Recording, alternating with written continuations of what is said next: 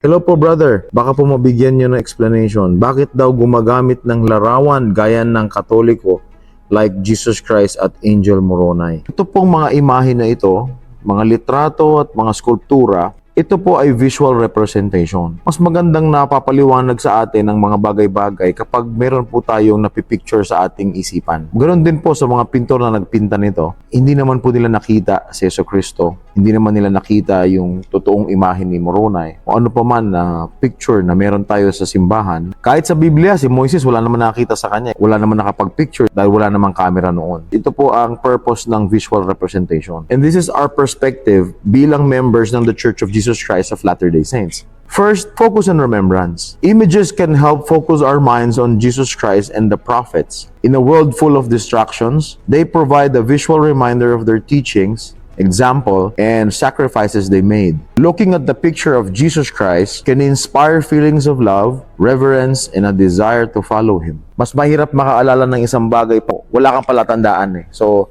pag nakakita ka ng litrato ni Jesus Christ, hindi man talaga yun ang itsura niya kasi iba-ibang pagkakadrawing. Pero kapag meron ka nakita na nagre-represent kay Jesus Christ, mas madaling makafocus, mas madaling maalala kung ano yung ipinagagawa niyang mga kautusan para sa atin.